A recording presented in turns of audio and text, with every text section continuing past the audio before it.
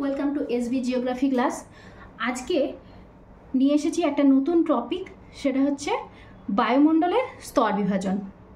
তো সরাসরি চলে যাব বায়ুমণ্ডলের স্তর বিভাজনে। বায়ুমণ্ডলের স্তর বিভাজন বলতে বোঝায় ভূপৃষ্ঠ থেকে উল্লম্ব দিকে বায়ুমণ্ডলের মধ্যে কয়টি স্তর আছে। তো ভূপৃষ্ঠ থেকে উল্লম্ব দিকে বায়ুমণ্ডলে যদি স্তরের আমরা দেখতে যাই, তাহলে দেখতে পাবো বায়ুমণ্ডলকে আমরা প্রধানত দুভাবে ভাগ করতে পারি। স্তর বিভাজন আমরা দুভাবে করতে পারি। কি কি? প্রথমটা হচ্ছে উপাদানের ভিত্তিতে। বায়ুমণ্ডলের স্তরকে আমরা দুভাবে ভাগ করতে পারি। প্রথমটা হলো উপাদানের ভিত্তিতে এবং দ্বিতীয়টি হলো উষ্ণতা ও উচ্চতার ভিত্তিতে। উচ্চতার ভিত্তিতে। তো উপাদানের ভিত্তিতে আমরা কি কি ভাগে ভাগ করতে পারি? উপাদানের ভিত্তিতে বায়ুমণ্ডলের দুটি স্তর রয়েছে প্রধান। একটি হচ্ছে হোমোস্ফিয়ার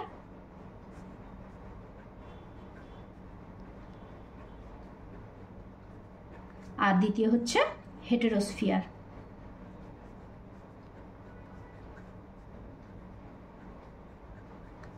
এখানে আমরা দেখতে পাবো যে উষ্ণতা এবং উচ্চতার ভিত্তিতে এখানে ভাগ করা হচ্ছে মোট 6টি ভাগে। প্রথম স্তরটির নাম হচ্ছে ট্রপোস্ফিয়ার, দ্বিতীয় স্তরটি হলো স্ট্র্যাটোস্ফিয়ার,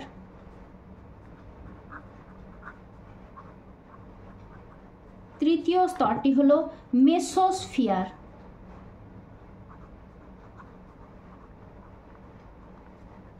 চতুর্থ স্তরটি হলো আয়নোস্ফিয়ার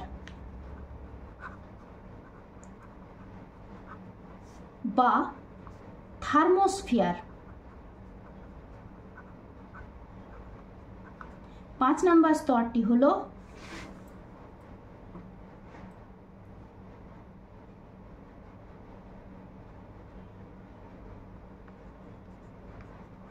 এক্সোস্ফিয়ার,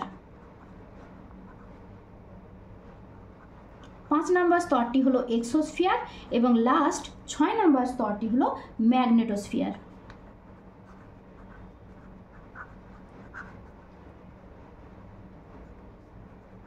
তাহলে আমরা দেখতে পাচ্ছি যে উষ্ণতা এবং উচ্চতার ভিত্তিতে আমরা 6টা ভাগে ভাগ করতে পারছি: ট্রপোস্ফিয়ার, স্ট্র্যাটোস্ফিয়ার, মেসোস্ফিয়ার, আয়নোস্ফিয়ার বা থার্মোস্ফিয়ার, এক্সোস্ফিয়ার এবং ম্যাগনেটোস্ফিয়ার। আমি বিষয়টা একটু পরিষ্কার করে বুঝিয়ে দেবো।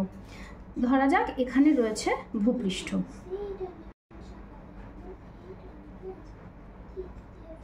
তাহলে ভূপৃষ্ঠ যদি এটা হয়, তাহলে ভূপৃষ্ঠ থেকে উপর দিকে প্রায় 80 কিলোমিটার পর্যন্ত বা 90 কিলোমিটার পর্যন্ত বলা যায়, হচ্ছে 90 কিলোমিটার পর্যন্ত আমাদের হচ্ছে সমমণ্ডল বা হোমোস্ফিয়ার।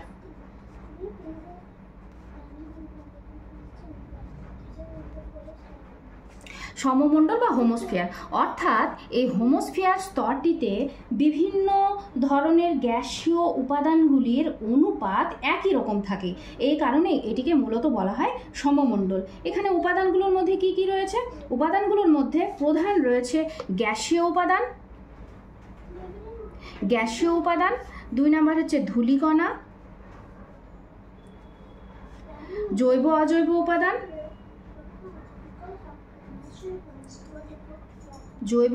উপাদান, এবং রয়েছে কিছুটা পরিমাণ জলীয় বাষ্প। তাহলে এই যে উপাদানগুলো রয়েছে, এই উপাদানগুলোর কি বলা যায় যে গঠন এবং বিভিন্ন গ্যাসীয় উপাদানগুলোর যে অনুপাত, সেটা এখানে সমান পরিমাণে অনুপাতটা সমান থাকে। এই জন্য মূলত এটার নাম হচ্ছে হোমোস্ফিয়ার। এছাড়াও এর পরবর্তী যে স্তরটি রয়েছে, সেই স্তরটির নাম হচ্ছে হেটেরোস্ফিয়ার।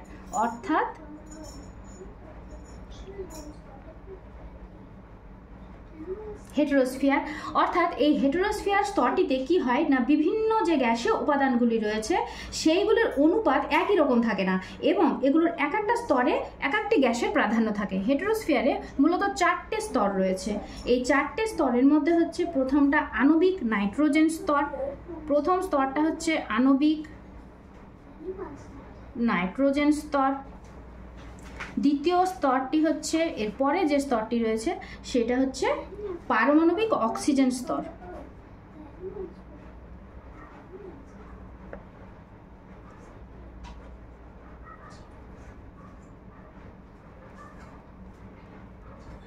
পারমাণবিক অক্সিজেন স্তর, এবং এর পরের যে স্তরটি রয়েছে, পরের স্তরটির নাম হচ্ছে হিলিয়াম স্তর,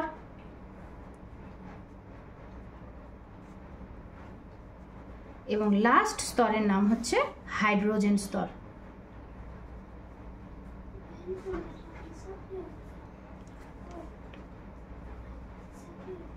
অর্থাৎ এখানে আমরা দেখতে পাচ্ছি এখানে যে চারটে গ্যাস রয়েছে, সেই চারটে গ্যাসের উপাদানগুলো প্রত্যেকটা আলাদা আলাদা একটা স্তরের মধ্যে রয়েছে। এরা মিক্সিংভাবে নেই, এবং তার সঙ্গে সঙ্গে এদের উপাদানগুলো কিন্তু সমান অনুপাতেও নেই।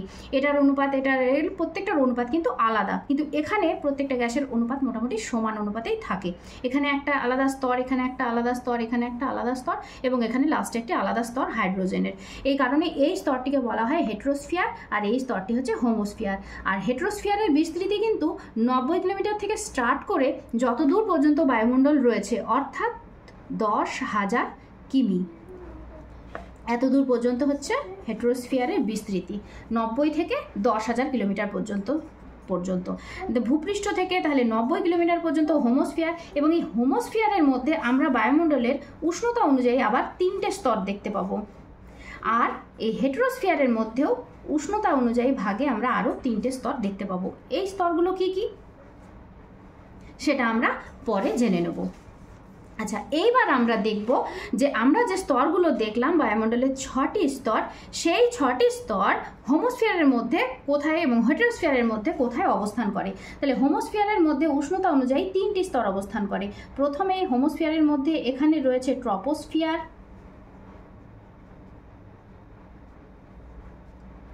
তারপরে রয়েছে স্ট্র্যাটোস্ফিয়ার,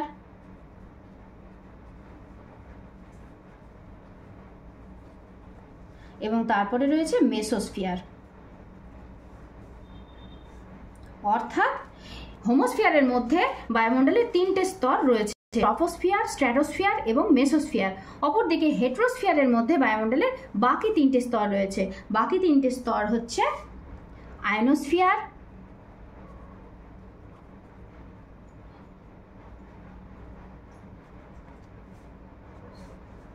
এক্সোস্ফিয়ার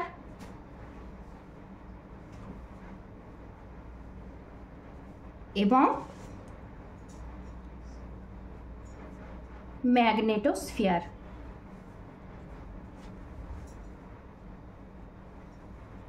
তাহলে আমরা দেখতে পাচ্ছি যে হোমোস্ফিয়ারের মধ্যে 3টে স্তর পড়ছে, হেটেরোস্ফিয়ারের মধ্যে বাকি 3টে স্তর পড়ছে। এইভাবে আমরা হোমোস্ফিয়ার এবং হেটেরোস্ফিয়ারের মধ্যে বায়ুমণ্ডলের যে উষ্ণতা অনুযায়ী স্তর বিভাজন সেটা কিভাবে হয় সেটা বুঝিয়ে দিলাম। এরপর আমি উষ্ণতা ও উচ্চতার ভিত্তিতে বায়ুমণ্ডলের স্তর বিভাজনগুলো ছবি এঁকে বুঝিয়ে দেব, কারণ ছবি ছাড়া হয় না ভূগোল পড়া। তো প্রথমে হচ্ছে আমাদের এই হলো ভূপৃষ্ঠ। এই ভূপৃষ্ঠের উপরে বায়ুমণ্ডলের যে 6টি স্তর সেগুলি রয়েছে। প্রথম যে স্তরটি, সেই স্তরটি আমি এদিকে একটা লাইন টেনে গেলাম, এখানে আমি উচ্চতাগুলো লিখব, আর এইদিকে একটা লাইন টেনে গেলাম, এখানে আমি উষ্ণতাগুলো লিখব। তাহলে প্রথম যে স্তর, সেই স্তরটা হচ্ছে আমার ট্রপোস্ফিয়ার। তাহলে আমি এখানে লিখি, এখানে প্রথমেই বলে দিই ভূপৃষ্ঠের উপরে বিভিন্ন ধরনের ঘর বাড়ি গাছপালা সব কিছু রয়েছে, এবং এই স্তরে প্রথম যে নিচের সর্বাপেক্ষা নিচের যে স্তর, সেই স্তরটার নাম হচ্ছে ট্রপোস্ফিয়ার। আমরা চেষ্টা করব প্রত্যেকটা স্তরের একই পয়েন্টের ওপর ভিত্তি করে বিভিন্ন বৈশিষ্ট্যগুলো লিখতে, তাহলে তোমাদের কি সুবিধা হবে, প্রত্যেকটা স্তরের বৈশিষ্ট্যগুলো তোমাদের মনে রাখতে অনেক সুবিধা হবে। আমি প্রথমে যে ট্রপোস্ফিয়ারের বৈশিষ্ট্যটা লিখব সেটা হচ্ছে উচ্চতা। তাহলে 1 নম্বর পয়েন্টেই আমার আসবে বিস্তৃতি বা উচ্চতা। তাহলে বিস্তৃতি ট্রপোস্ফিয়ারের কত, প্রথমে বিস্তৃতি আমি বলে দিই 18 কিলোমিটার। কিন্তু তোমরা জেনে রাখবে যে এই ট্রপোস্ফিয়ারের 18 কিলোমিটার যে বিস্তৃতি আমি লিখলাম সেটা মেরু অঞ্চলে কিন্তু 8 কিলোমিটার, নিরক্ষীয় অঞ্চলে 18 কিলোমিটার। তাহলে প্রথম পয়েন্ট আমি পেয়ে গেলাম ট্রপোস্ফিয়ারের বৈশিষ্ট্যের মধ্যে, যে ট্রপোস্ফিয়ারের উচ্চতা বা বিস্তৃতি হচ্ছে 18 কিলোমিটার। এর পরের পয়েন্টটা আমি লিখবো হচ্ছে উষ্ণতা। উষ্ণতা কত? উষ্ণতা হলো এই স্তরে উষ্ণতা যত উপরের দিকে উঠতে থাকে তত উষ্ণতা ধীরে ধীরে কমতে থাকে। একে বলা হয় উষ্ণতার ল্যাপস রেট বা নর্মাল উষ্ণতার হ্রাস হার। প্রতি কিমিতে 6.1 কিমিতে 6.4 ডিগ্রি সেন্টিগ্রেড হারে তাপমাত্রা কি হয়? কমে।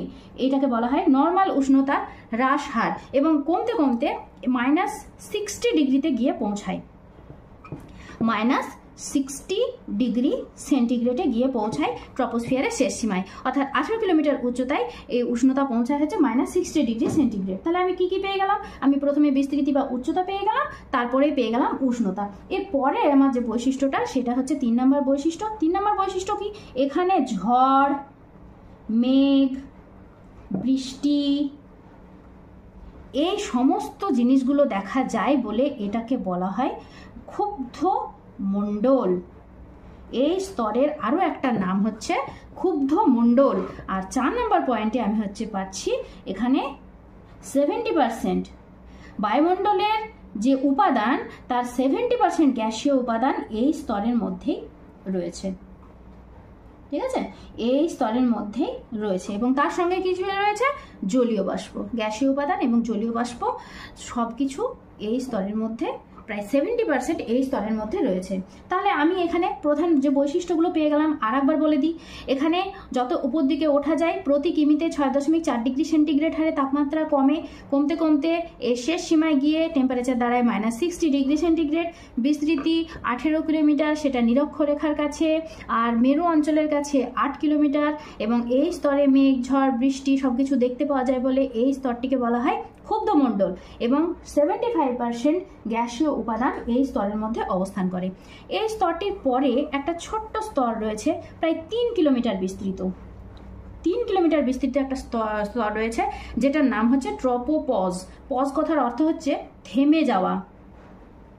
তো এখানে কি হয়? এই ট্রপোস্ফিয়ার স্তরটা থেমে যায়, অর্থাৎ ট্রপোস্ফিয়ারের এই শেষ সীমানায় একটা 3 কিলোমিটার স্তর রয়েছে, যে স্তরটা পরবর্তী স্তর থেকে ট্রপোস্ফিয়ারকে আলাদা করে। এই স্তরটার নাম হচ্ছে ট্রপোপজ। পরবর্তী স্তরটার নাম কি? পরবর্তী স্তরটার নাম হচ্ছে স্ট্র্যাটোস্ফিয়ার।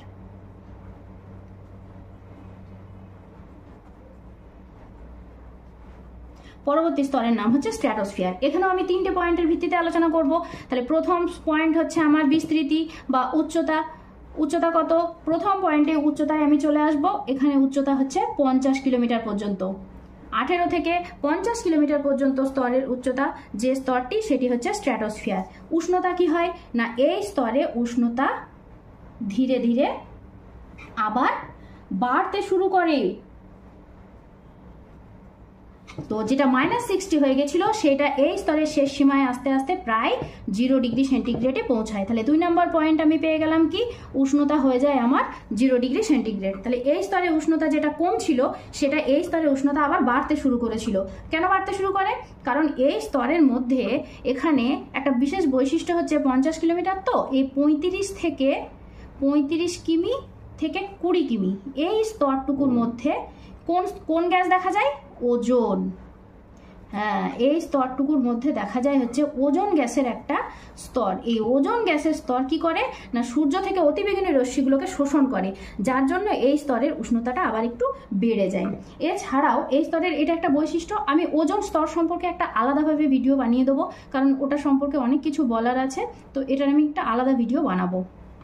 3 নম্বর পয়েন্টটা আমার হচ্ছে এখানে কি না, এই স্তরে আন্টার্কটিকায় বর্ণময় একটা মেঘ দেখতে পাওয়া যায়, যাকে বলা হয় মৌক্তিক মেঘ। আন্টার্কটিকায় মৌক্তিক মেঘ দেখতে পাওয়া যায়। আর 4 নম্বর পয়েন্ট কি, এই স্তরে বিমান চলাচল করে। কেন? কারণ এই স্তরের মধ্যে কোনো রূপ ঝড়, বৃষ্টি, মেঘ, বজ্রপাত কিচ্ছু দেখা যায় না, তাই এই স্তরটিকে আবার শান্ত মণ্ডলও বলা হয়, এবং এই স্তরের মধ্যে দিয়ে তাই বিমান চলাচল করে। তাহলে এখানে আমি 3টে পয়েন্ট পেয়ে গেলাম। প্রথমে উচ্চতা বা বিস্তৃতি 50 কিলোমিটার, আর উষ্ণতা হচ্ছে 0 ডিগ্রি সেন্টিগ্রেড। এখানে মৌক্তিক মেঘ দেখা যায় আন্টার্কটিকায়, আর এই স্তরের মধ্যে দিয়ে বিমান চলাচল করে। এই স্তরের যেখানে শেষ হচ্ছে সেখানেও একটা ছোট স্তর দেখতে পাওয়া যায়, 3 কিলোমিটার বিস্তৃত, এই স্তরটার নাম হচ্ছে স্ট্র্যাটোপজ। কেন? তার কারণ হলো এই স্তরটা স্ট্র্যাটোস্ফিয়ার এবং পরবর্তী স্তরটাকে আবার আলাদা করে। স্ট্র্যাটোস্ফিয়ারকে এখানে পজ করে দেয়, অর্থাৎ স্ট্র্যাটোস্ফিয়ার শেষ হচ্ছে এবং পরবর্তী যে স্তর সেটা হচ্ছে মেসোস্ফিয়ার, সেই মেসোস্ফিয়ারটা শুরু হচ্ছে। তো মেসোস্ফিয়ার আর স্ট্র্যাটোস্ফিয়ারের মাঝে যে সীমারেখা অঞ্চল, সেই সীমারেখা অঞ্চলটার নাম হচ্ছে স্ট্র্যাটোপজ। বোঝা গেছে? এর পরবর্তী স্তর আমার হচ্ছে মেসোস্ফিয়ার। মেসোস্ফিয়ারের বৈশিষ্ট্য আমি আবার একই রকমভাবে করব। মেসোস্ফিয়ারের বিস্তৃতি 1 নম্বর পয়েন্টে আমার উচ্চতা। উচ্চতা কত? উচ্চতা হচ্ছে 80 কিলোমিটার। আর এদিকে উষ্ণতা, উষ্ণতা কি হয় না মেসোস্ফিয়ারে গিয়ে উষ্ণতা আস্তে আস্তে আবার কমতে থাকে।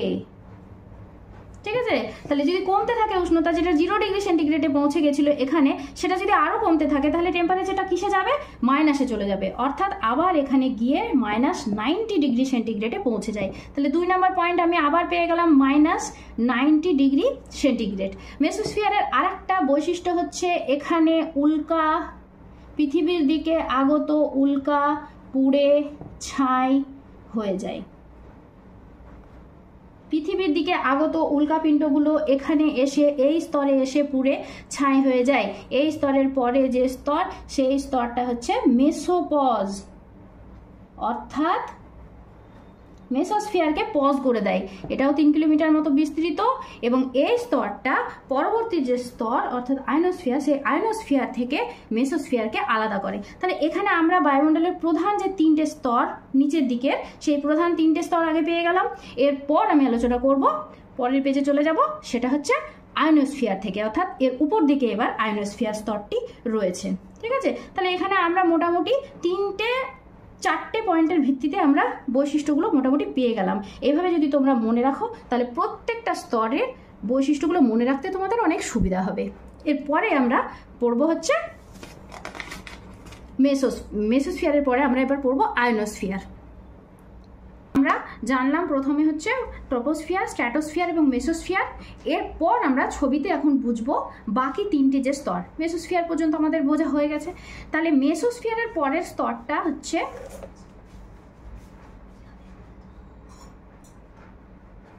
মেসোস্ফিয়ারের পরের স্তরটার নাম হচ্ছে আয়নোস্ফিয়ার বা থার্মোস্ফিয়ার।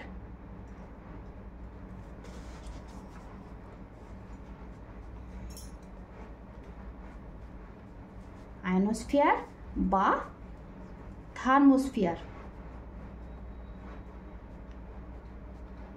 তাহলে আয়নোস্ফিয়ার বা থার্মোস্ফিয়ার কত দূর পর্যন্ত বিস্তৃত? আমি এদিকে আবার লাইনটা টেনে নিলাম, এখানে আমি উচ্চতাগুলো লিখব আর এইদিকে হচ্ছে উষ্ণতাগুলো লিখব।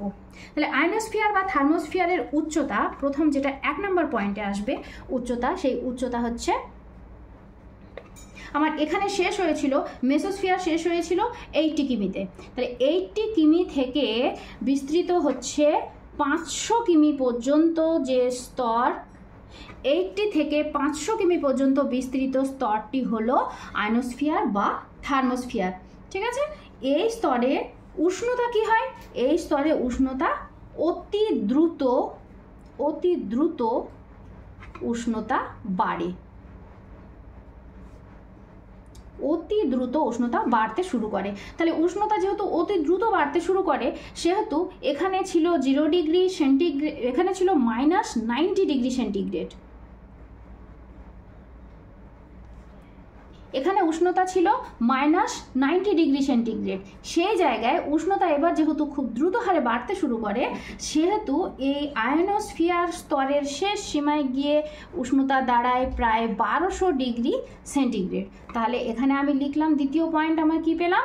উষ্ণতা হচ্ছে 1200 ডিগ্রি সেন্টিগ্রেড। এটা কিন্তু প্রচণ্ড গরম, এটা হচ্ছে 1200 ডিগ্রি সেন্টিগ্রেড। এরপরে হচ্ছে আমার 3 নম্বর পয়েন্ট। 3 নম্বর পয়েন্টে কি আসছে না, এই স্তরে আণবিক নাইট্রোজেন এবং পারমাণবিক অক্সিজেনগুলি কি হয় না, পরমাণুগুলো আয়নে ভেঙে গিয়ে অবস্থান করে এবং আয়নে ভেঙে গিয়ে প্লাস বা মাইনাস আয়নে ভেঙে গিয়ে অবস্থান করার জন্য এই স্তর থেকেই বেতার তরঙ্গ প্রতিফলিত হয়ে আসে। এটাই হলো এই স্তরের একটি প্রধান গুরুত্ব। বেতার তরঙ্গ এই স্তর থেকে প্রতিফলিত হয়ে আসে এবং এই স্তরের এই আয়নের অবস্থানের জন্য এই স্তরে আমরা আরেকটা জিনিস দেখতে পাই, সেটা হচ্ছে এই স্তর থেকেই প্রতিফলিত বেতারের তরঙ্গের জন্য সৃষ্টি হয় দুই মেরু অঞ্চলে মেরু প্রভা, সুমেরুতে সুমেরু প্রভা এবং কুমেরুতে কুমেরু প্রভা। এর পরের যে স্তরটি, এর পরের স্তরটি হচ্ছে আয়নোস্ফিয়ারের পরের স্তরটির নাম হলো এক্সোস্ফিয়ার।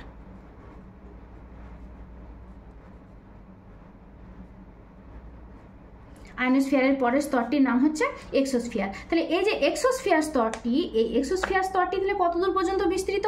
এক্সোস্ফিয়ার স্তরটি 500 থেকে প্রায় 750 কিমি পর্যন্ত বিস্তৃত। 500 থেকে 750 কিমি পর্যন্ত এক্সোস্ফিয়ার স্তরটি বিস্তৃত। তাহলে প্রথম পয়েন্ট আমি পেয়ে গেলাম, উচ্চতা কত দূর পর্যন্ত?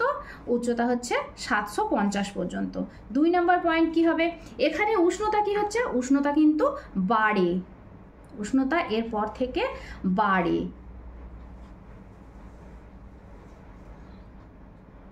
এবং শেষ সীমায় গিয়ে উষ্ণতা কত দাঁড়ায়? শেষ সীমায় গিয়ে উষ্ণতা দাঁড়ায় প্রায় 1600 ডিগ্রি সেন্টিগ্রেড। তাহলে এখানে উষ্ণতা দাঁড়াচ্ছে 1600 ডিগ্রি সেন্টিগ্রেড। তাহলে আমি দুটো বৈশিষ্ট্য পেয়ে গেলাম। এরপর আর একটা বৈশিষ্ট্য হচ্ছে, এখানে আমার 3 নম্বর পয়েন্টে আমি লিখব, এখানে হচ্ছে হাইড্রোজেন ও হিলিয়াম। এখানে মূলত হাইড্রোজেন এবং হিলিয়াম গ্যাসের প্রাধান্য থাকে। তাহলে এর বৈশিষ্ট্যগুলো আরেকবার বলি। 500 থেকে 750 পর্যন্ত হচ্ছে বিস্তৃতি, তারপরে হচ্ছে উষ্ণতা ক্রমশ বাড়তে থাকে এবং বাড়তে বাড়তে শেষ সীমায় গিয়ে উষ্ণতা দাঁড়ায় 1600 ডিগ্রি সেন্টিগ্রেড এবং এখানে হাইড্রোজেন ও হিলিয়াম গ্যাসের প্রাধান্য দেখতে পাওয়া যায়। এর পরবর্তী যেটা স্তর, সেটা হচ্ছে শেষ স্তর, সেটার নাম হচ্ছে ম্যাগনেটোস্ফিয়ার। ম্যাগনেটোস্ফিয়ার। ম্যাগনেটোস্ফিয়ারের কি বৈশিষ্ট্য? ম্যাগনেটোস্ফিয়ার বিস্তৃত হচ্ছে 750 থেকে একদম বায়ুমণ্ডলের শেষ সীমা পর্যন্ত, অর্থাৎ 10,000 কিলোমিটার। বায়ুমণ্ডলের শেষ সীমা 10,000 কিলোমিটার পর্যন্ত বিস্তৃত হচ্ছে ম্যাগনেটোস্ফিয়ার। তাহলে 1 নম্বর বৈশিষ্ট্য আমি পেয়ে গেলাম, বিস্তৃতি পেয়ে গেলাম। তাহলে 2 নম্বর বৈশিষ্ট্য হচ্ছে যে এখানে প্রধানত পৃথিবীর চৌম্বক ক্ষেত্র থেমে যায়, অর্থাৎ পৃথিবীর যে চৌম্বক ক্ষেত্র রয়েছে সেটা ম্যাগনেটোস্ফিয়ারে এসে কি হয় না, থেমে যায়। এর পরবর্তী জায়গা থেকে আর পৃথিবী কোনো জিনিসকে নিজের দিকে আকর্ষণ করতে পারে না। 2 নাম্বার হলো। 3 নাম্বার পয়েন্টটা হচ্ছে এখানে সবচেয়ে যেটা গুরুত্বপূর্ণ, সেটা হচ্ছে ইলেকট্রন এবং প্রোটন দ্বারা এখানে একটা চৌম্বক ক্ষেত্র সৃষ্টি হয়, যেটাকে বলা হয় ভ্যান অ্যালেন বিকিরণ বলয়। ঠিক আছে, এখানে একটা চৌম্বক ক্ষেত্র সৃষ্টি হয়, চৌম্বক ক্ষেত্র সৃষ্টি হয় ইলেকট্রন প্রোটন দ্বারা, যেটাকে বলা হয় ভ্যান অ্যালেন বিকিরণ বলয়। তাহলে এই হচ্ছে বাকি 3টে স্তর। তাহলে আমরা প্রথম থেকে যদি স্তরগুলো আরেকবার দেখি, তাহলে দেখব ট্রপোস্ফিয়ার, স্ট্র্যাটোস্ফিয়ার, মেসোস্ফিয়ার, আয়নোস্ফিয়ার বা থার্মোস্ফিয়ার, এক্সোস্ফিয়ার এবং ম্যাগনেটোস্ফিয়ার। তাহলে এখানে আমরা আজকে পুরোটা বৈশিষ্ট্য এবং এই পুরোটা ছবির মাধ্যমে বুঝলাম। এই বৈশিষ্ট্যগুলো আশা করি তোমাদের বুঝতে সুবিধা হবে। এইটা আজকের ক্লাসটা এখানেই শেষ হলো। এর পরবর্তী দিনে আবার একটা নতুন ভিডিও নিয়ে চলে আসব। তোমরা দরকার হলে আমার চ্যানেলটিকে সাবস্ক্রাইব করে রাখো নতুন নতুন ভিডিও পাওয়ার জন্য, এবং কমেন্ট করে অবশ্যই জানাও কোন বিষয় সম্পর্কে তোমরা জানতে আগ্রহী।